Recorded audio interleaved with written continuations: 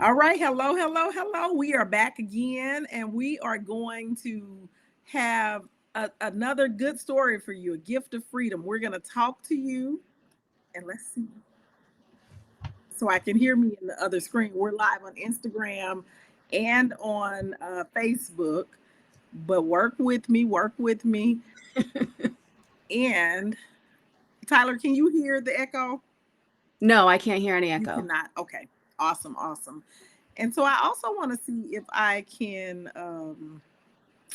okay, I see what. Okay, so I will go one screen when I'm finished because it is it's moving me because I'm on Instagram. It's not allowing the picture to show great, but that's okay. We're making it work. I'm figuring stuff out real quick, right on the fly. So y'all hang in there with us because I got a good story for you. Tyler's going to share some amazing information with us, and we're giving the gift of freedom. So over these past few days, I've been sharing people's story and allowing them to share their story about how they were able to get free, how they were able to, first of all, what freedom looks like for them. And then second of all, what did they do about it when they decided they wanted to be free, they wanted to do something different and all of that good stuff. So that's what we're doing today. We're calling this the gift of freedom because so many times we want to get free. We have a different dream. We went to school, we got the degree, we got the good job, and now we're 15, 20 years in and we want to do something different. But many times we feel like we quit, we failed, we gave up, we didn't achieve. No, that's not true. You get to have more than one dream. You can have more than one dream. And so I want to bring people to you that you can look at, that you can ask questions to. So if you have questions, please put them in the chat. If you're catching this in the replay, give us a hashtag replay so the algorithm can catch some more people and let them see this replay. And we're going to really talk about like what it means to get free, what that looks like, what did it cost you, and was it worth it? Because a lot of people are wondering, do you just try to replace your income? Like, how did you do it? Where did you get the courage from? And why didn't you turn around and go back the other way? So I want to introduce to you all, and I'm going to let her introduce herself and tell you her story. But I am so gracious that Tyler was willing to share her story with us. So Tyler, I turn it over to you. Tell the folks who you are, what it is you do, and what freedom means to you. Okay, thank you, Dr. D. So my name is Tyler Ramey. I am a former ESL teacher, language acquisition coach, district administrator for the multilingual learner department, and adjunct professor in ESL and teacher training programs. So I was in the school system for about 20 years, teaching. Then, after I had been teaching for a while, I thought, okay, I'm going to become an instructional coach. Did the instructional coach thing for a little while, and then thought, what are these next steps that I'm supposed to take? So, after being an instructional coach, I moved into administration, opened up a couple of programs, worked in running the programs and supporting teachers, schools, and other administrators in how to work with multilingual learners and specifically newcomers.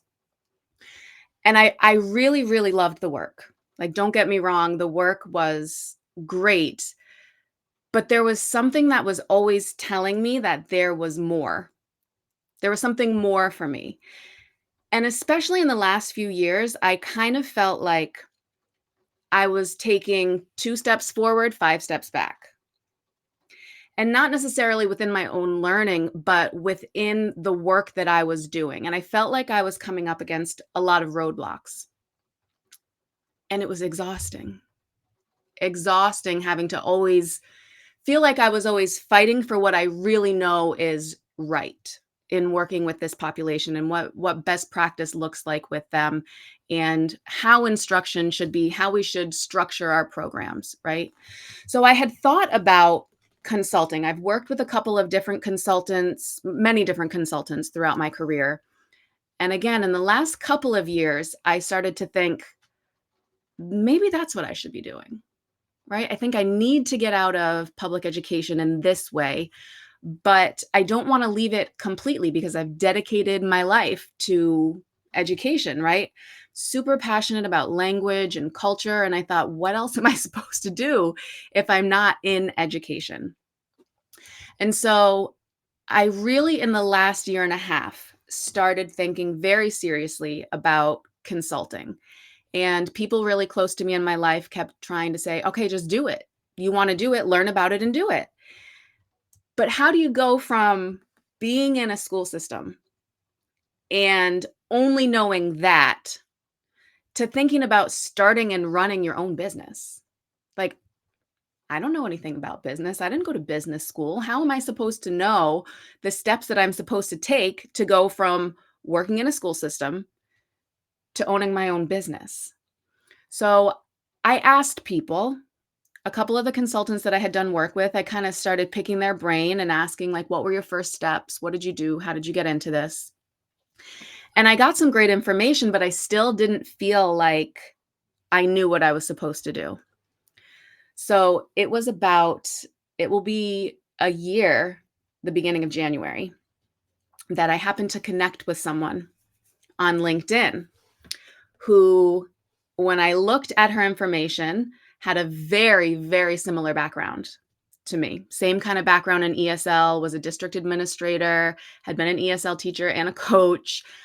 So we connected and started sharing our stories. And it just so happened that she was in the Educators Moving On network. And so she was kind of sharing what she had done and said, have you heard of Dr. Chanel DeBose? And I said, I think it sounds familiar. So I started looking into it.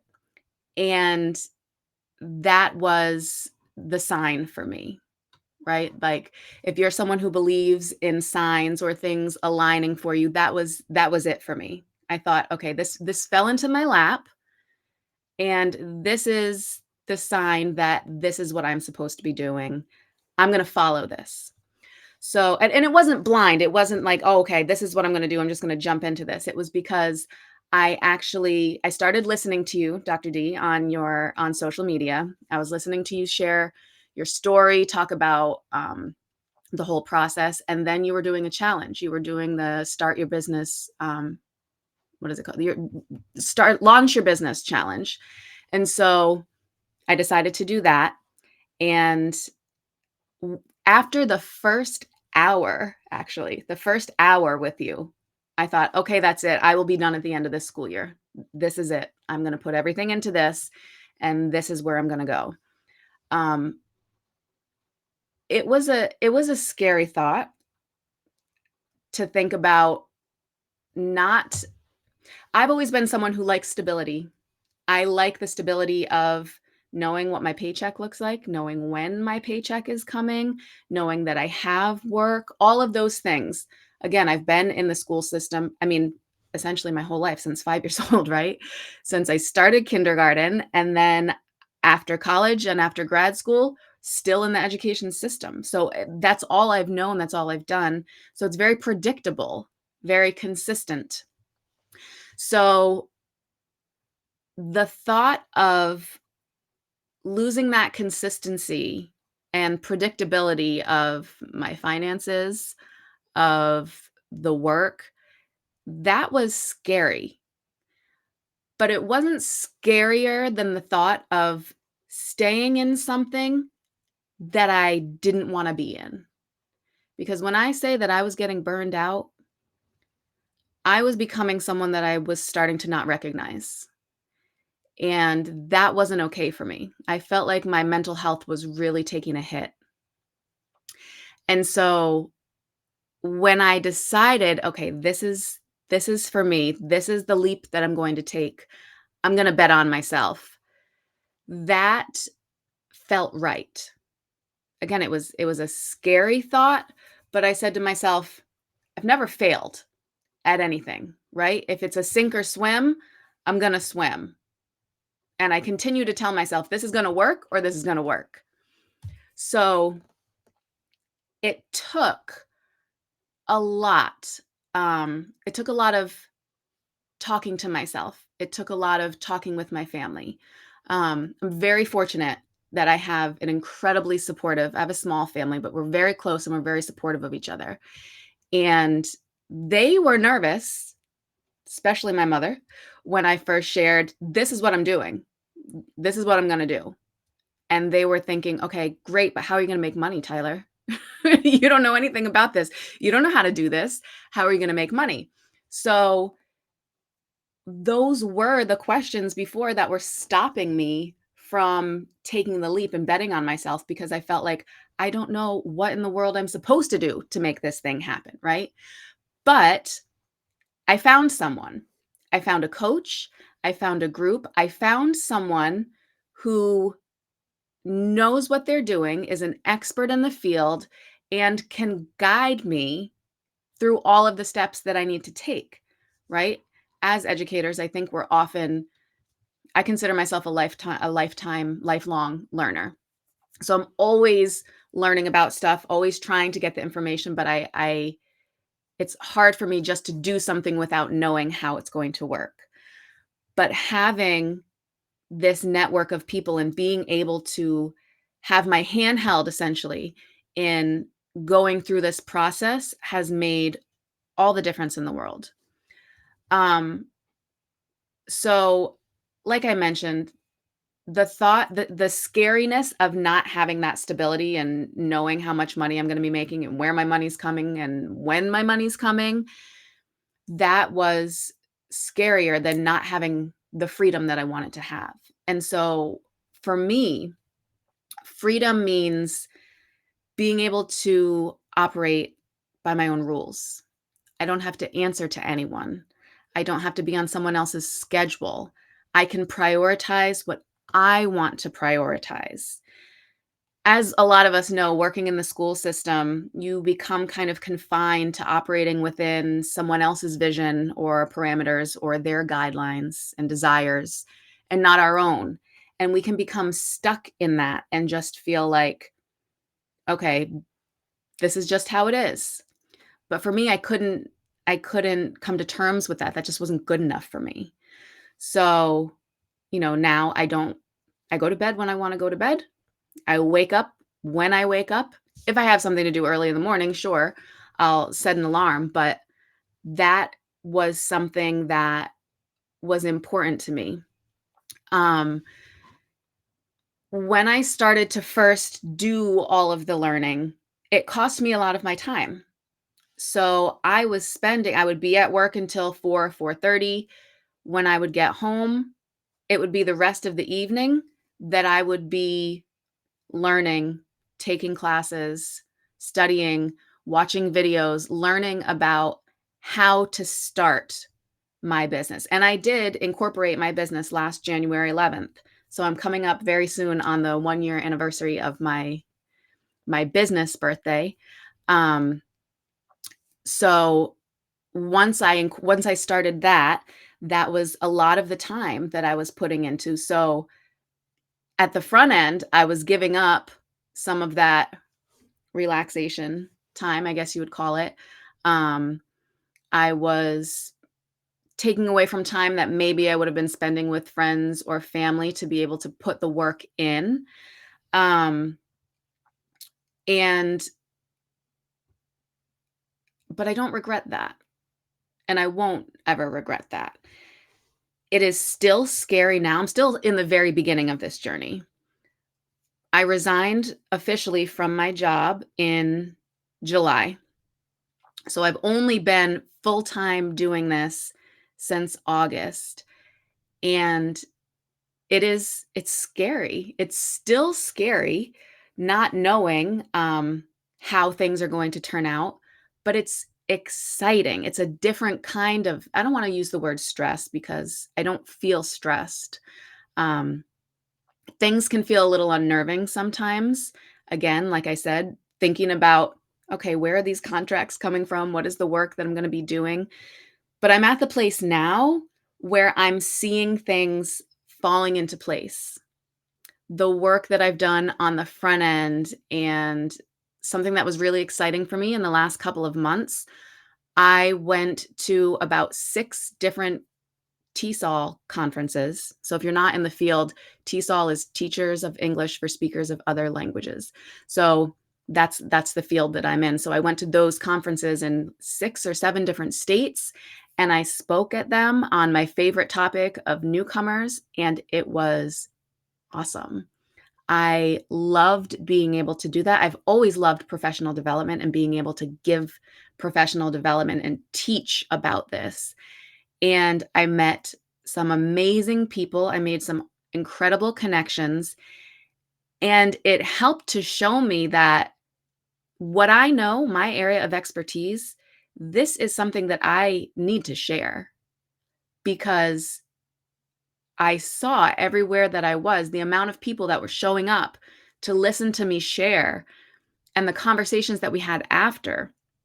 People wanted to know this. They wanted to tap into my knowledge and my expertise and ask me, what should we do about this in my school? Um, I have this situation in my classroom. What should I do? And that is exactly why I wanted to get into this because in the schools, whether you're in the classroom or coaching or as an administrator, there are so many other things aside from the actual teaching that you have to put your time into. And I think that was one of the reasons that I started pushing away from it was because of all of the things that were not focused on the actual instruction. So I am now starting to see, because of all of the connections that I made at these conferences, I'm starting to see things line up, and I'm having appointments with people, and we're having conversations about contracts and how can we partner and how can I help support their school district or their school or their organization.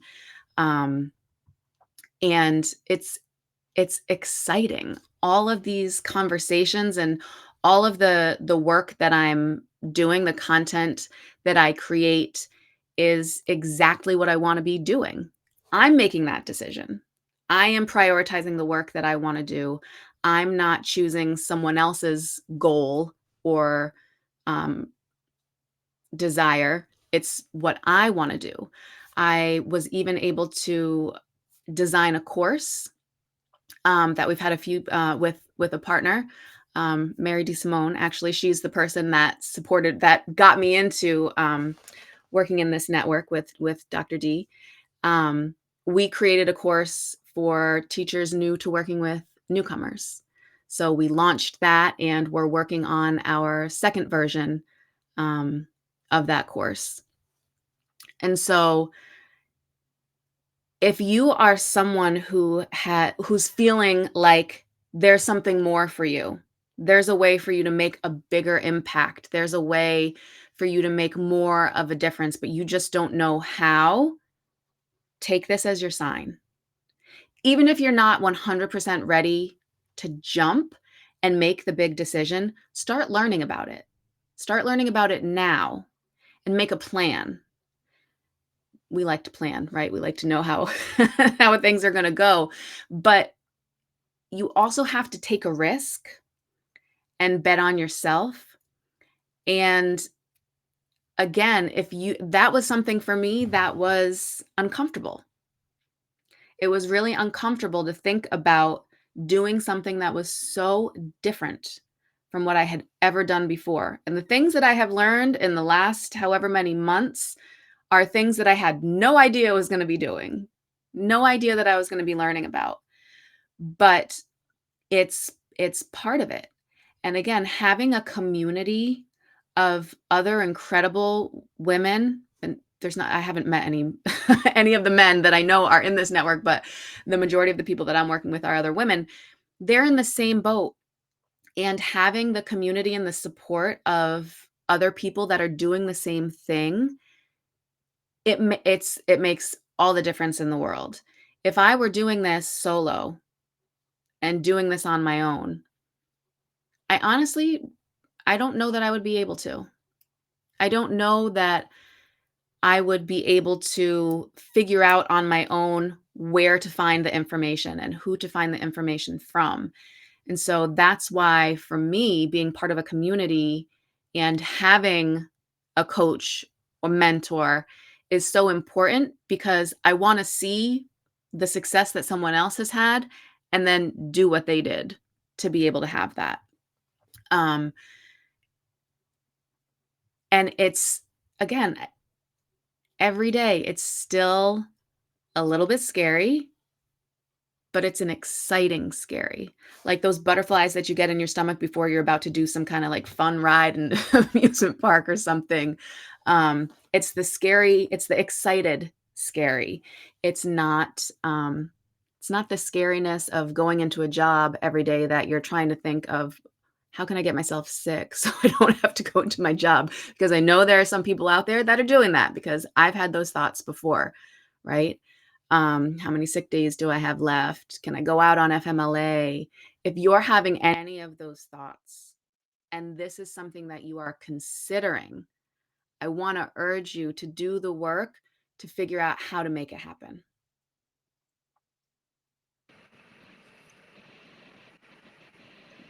All right. And that is, thank you so much for sharing all this information. That is absolutely amazing.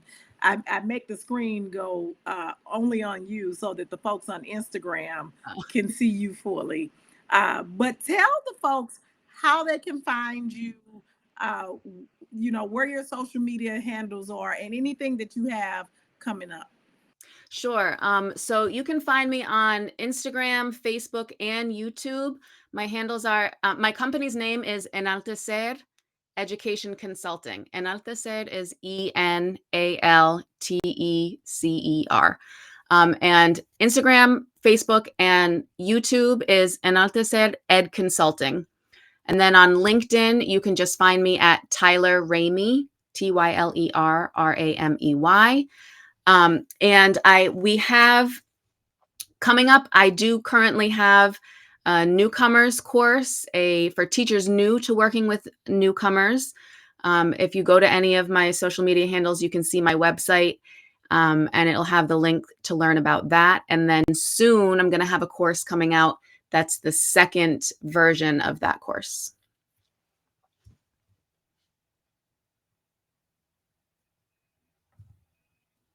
Pull my face back up here real quick. Okay, so and spell your name, your consulting company name again for them, for those who may have missed it. I put your name in the chat, but I know even when I was trying to do your consulting company, I was messing it up. So spell it for them I again, know, just I'm in case sorry, some because of it's in Spanish. It's Enaltecer,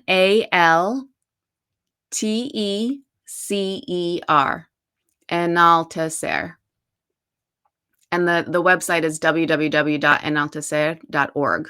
That's my website. All right. So awesome, awesome, awesome. Well, Tyler, I want to thank you so much for sharing your story, sharing your time, and letting us to just get behind the scenes of moving on, leaving a job that was a good job. Like that's the whole thing. It's a good job, and not having a certain bona fide thing, an answer to how this is going to go, and for being just transparent with everyone. So I thank you for participating in the 12 days of giving. We're again giving the gift of freedom for those of you all who are ready to make a decision and do something different for 2024. You can't wait until 2024 to do that. So, any last ideas, piece of advice, recommendation that you have for the folks who might be looking to make a different decision? The last piece of advice I have is bet on yourself and follow Dr. D. If you are looking for someone who knows exactly what you need to do, that has been in your position, then she is the person that you want to follow. All right. Well, thank you so much, Tyler. And y'all, if you're catching it in the replay, give us a hashtag replay so more people can, the algorithm got to do what the algorithm does. So give us a hashtag replay. Thank you so much for sharing with us, Tyler. I hope that there was a message in something that she said that supported someone. And you all have an amazing holiday season. And remember that abundance is your birthright. You just have to be willing to dream a bigger dream. You all have a good rest of your day. Thank you.